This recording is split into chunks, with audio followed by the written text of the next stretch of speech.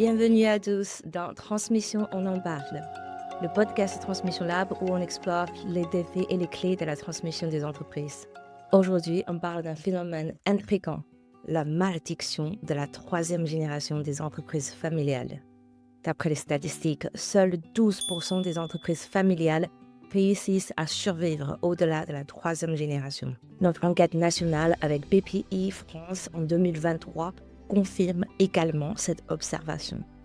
Vous avez sûrement déjà entendu le père crée, le fils maintient et le petit-fils délapide. Pourquoi ce schéma se répète-t-il aussi souvent? Quels sont les obstacles majeurs et surtout, comment les surmonter? On va explorer ça ensemble. Alors qu'il y a 3 raisons principales. Première, l'oubli de l'histoire familiale. L'un des premiers problèmes, c'est la perte de la mémoire fondatrice. Quand le fondateur n'est plus là pour raconter son aventure, sa vision et les défis qu'il a surmontés, les successeurs perdent un repère essentiel. Cette absence d'histoire vivante peut affaiblir leur sentiment de fierté et d'appartenance. Résultat, la motivation à reprendre le flambeau diminue. Deuxièmement, la complexité croissante de l'actionnariat. Avec chaque nouvelle génération, le nombre d'actionnaires familiaux augmente. Cela peut vite devenir un casse-tête. Plus il y a de voix, plus les décisions sont difficiles à prendre, des conflits internes émergent, des tensions s'installent et la prise de décision stratégique est bloquée. D'après les statistiques, 60% des entreprises familiales échouent après les transmissions suite à des problèmes de communication ou de confiance. Imaginez la pression sur le successeur.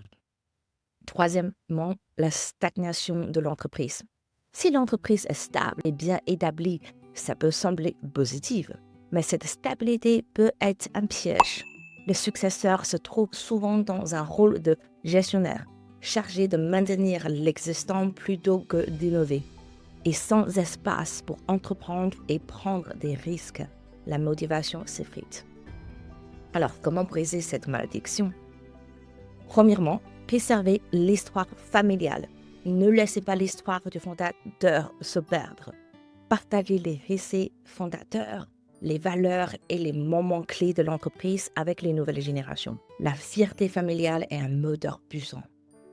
Deuxièmement, donnez au successeur de l'autonomie.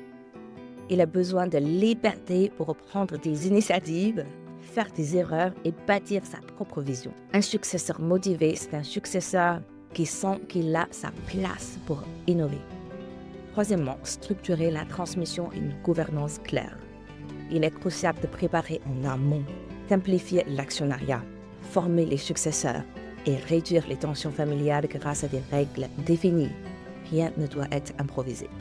En résumé, l'histoire inspire, l'autonomie motive et une gouvernance structurée assure la continuité. La malédiction de la troisième génération n'est pas une fatalité.